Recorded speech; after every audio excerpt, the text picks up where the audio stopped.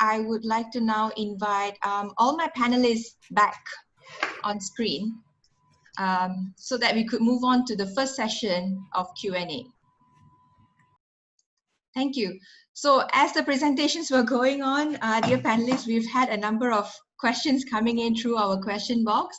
So I've been trying to filter them and trying to put them together so that I could post them to you right now.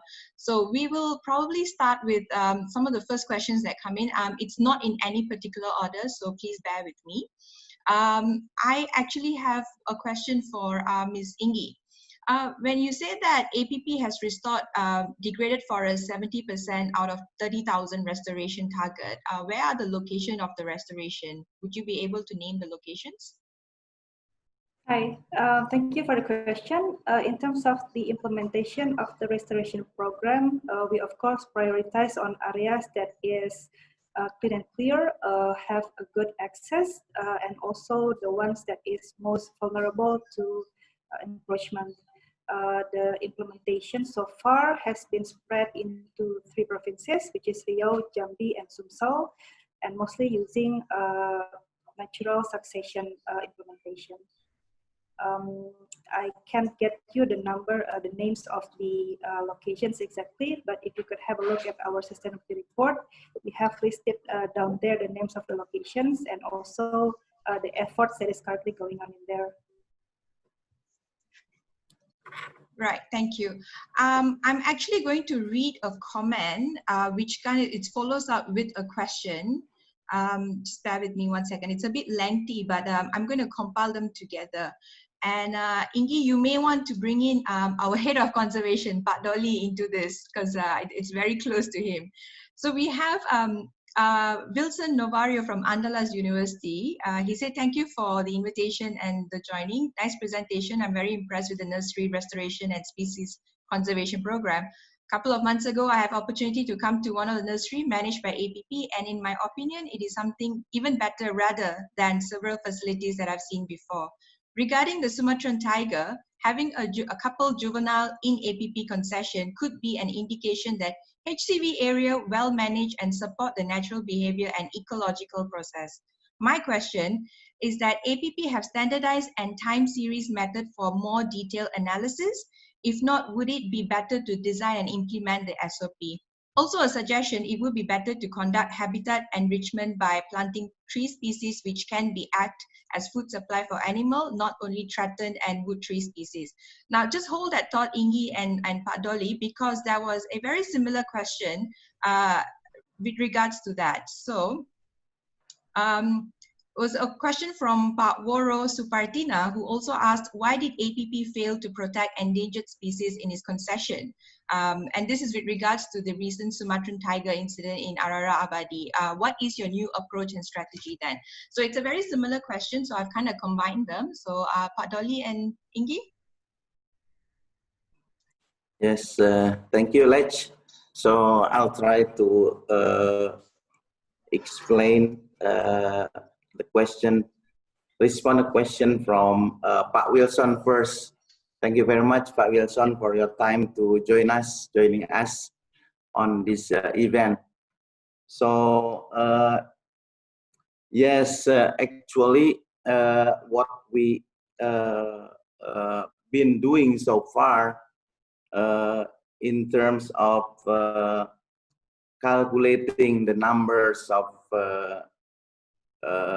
endangered species such tiger, elephant, and orangutan, especially tiger and elephant. This is based on our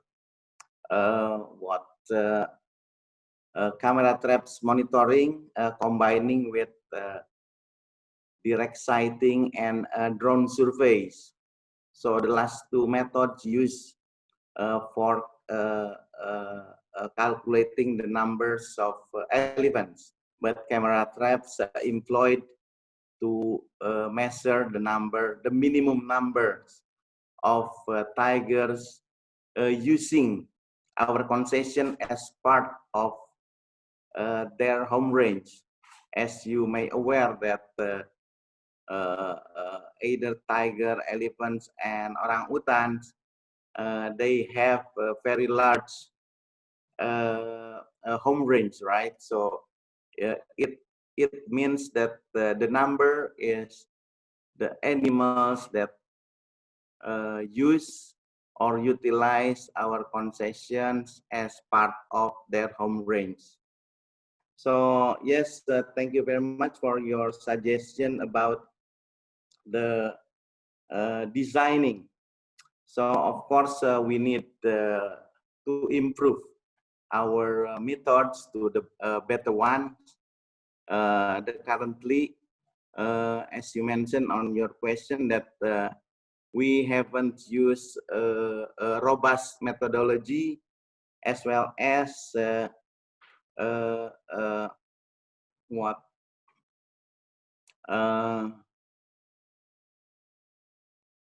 as well as we don't have like a proportion. For example, with camera trap, with this X size of concession, we conduct 10,000 trap nights, for example, and for other concession, what have maybe larger, we still use the same trap nights. So we need to improve on that to have a better result on our calculations. Thank you very much. So hopefully you can help on this as well, Pak Wilson. So regarding the enrichment, yes, this is like what the good suggestions, yeah. So far we only focus on for our restoration, focus to also plant the rare local species, but this is a good suggestion that we also have to think about the ecology of the wildlife there, yeah, not only tree species. Of course, we have plant the plant food for elephants, but we haven't considered for the broader wildlife like birds, for example. So we need to plant maybe like beringin or figs, yeah. So thank you so much, Pak Wilson.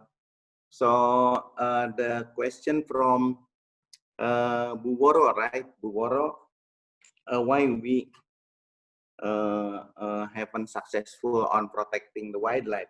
So if we actually, as you may aware that conflict that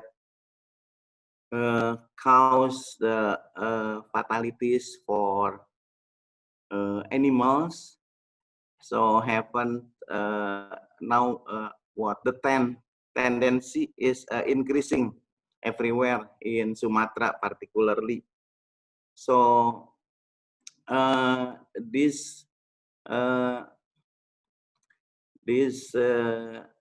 incident of the tiger death recently, this is happened with one within 10 years, yeah, the last 10 years.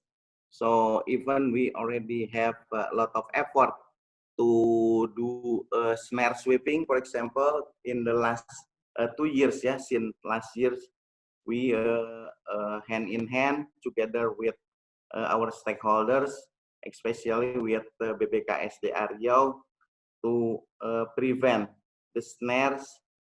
So, but yeah, unfortunately, this still happen. So hopefully, with this case, we will improve our protections in the future. Thank you very much for your attention to this. Maybe that's from us, Lech. Thank you so much. Thank you very much, Pak Dolly, for the great explanation. I hope that actually explains the question that was actually asked. I have a series of questions that's being asked to Bu Elim. So I'm going to have to pose the questions to Bu Elim. I think some of you have been waiting for this. Bu Elim, so there's a question. It's a combination of fire and peatland here. So given the heightened risk of fire on drain peatlands, what APP's plan to reduce its plantation on drain peatlands?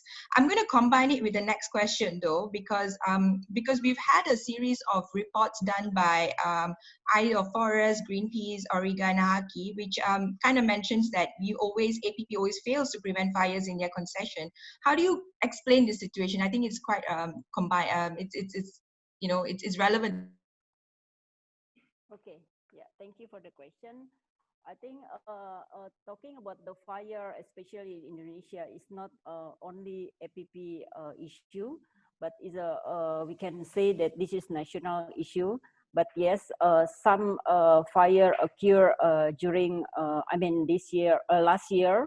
But I can say since 2015, when the big forest fire in Indonesia, and then we review again, improve all our fire management, to implement the new system, the incident command, and we can see the rate is reduced a lot since 2015. And the big challenges that we still facing right now, of course, specifically with the boundary, and then also social issue, which is Pak Agung will explain what our challenges on the ground. But of course, through the years, we always having a continuous improvement. Like this year, we sit down again, we review how we can refocus or reprioritize our risk management in terms of fire, and connected with all the causes that we have analyzed, and then our objective how to strengthen the program there. But I can say that the number of the fire reduced significant since 2015 and year by year. And related to the peatland, since 2015, when APP has decided to retire 7,000 hectare, some of our plantation area, to not only to prevent fire, but also our intention to protect a wider landscape in terms of conservation. And during the years up to now, we also aligning with our government regulation on how we protect some critical peatland to ensure that conservation or the water management, we can manage side by side between conservation and our plantation. So we already finalized or revised all our license and long-term operation plan, and submitted to our government and reviewed together. And now our homework, of course, how we can restore and monitor the area to ensure that the critical peatland will protect, and we can do the best management practice in our operation. Hopefully that answer the questions. Thank you very much, William. It definitely answers the question, at least from my end. I'm going to jump on to the next question. And again, I'm actually collating a bunch of questions together. And this is actually something, William, we presented in our 8th Stakeholder Advisory Forum with regards to ownership of companies. So there's a series of questions right now. There's one from Patrick Anderson. He's saying that in 2018, APP failed to provide data on company group ownership, which has been requested by the FSC, and was a requirement for the finalization of the roadmap for ending dissociation with FSC. Since that time, APP's cooperation with the FSC has been stalled. Is APP willing to provide the information requested by FSC so that the roadmap to end dissociation can be finalized? But I'm just going to add on to that, because there were a series of questions, because our stakeholders would also like to understand what is the relationship between Asia Pulp and Paper and paper excellence. And I think with the recent media coverage in the last couple of days, I think this has sort of escalated. So it's probably good that we address this as well together. Yeah, thank you. So related to the FSC, maybe I will not answer on behalf of FSC, but I will tell on how APP addressing the issue since 2017, when the ownership issue come out in end 2017. Basically, we already invite the one of the 4 big audit firms to ensure to do the assessment for the addressing the allegation. And then we basically also already disclosed the report during by inviting key stakeholders in the workshop, and then open for the Q&A to clarify the allegation. And related to this report, we also already submit to FSC, and we until now we still have a communication with them, and of course FSC also maybe yeah, like I said, I will not explain from the FSC side, but from our side we already addressed the allegation and then invite the third party to verify. And related to the paper, I would related to the FSC, I will not measure that whether we fail or success here, because of that should be coming from the FSC response. And related to APP relation with Paper Excellence, basically Paper Excellence is one of our supplier, because of to produce some of our product needs long fiber to be produced, and of course in Indonesia we cannot produce long fiber, and Paper Excellence is one of our supplier for buying the long fibers raw material. And of course, become our supplier, we always implement our supplier evaluation risk assessment to ensure that they also follow all our commitment, comply with the standard that we already put in our policy. So that's the relation between APP and Paper Excellence. Thank you very much, Bu Alim.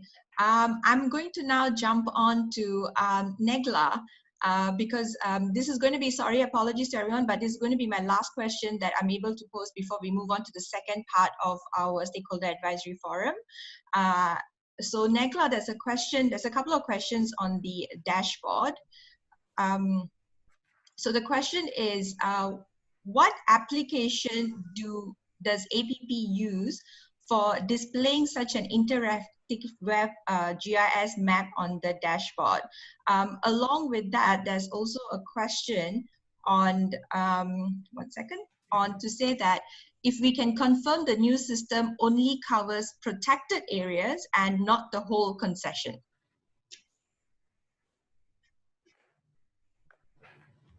Thank you.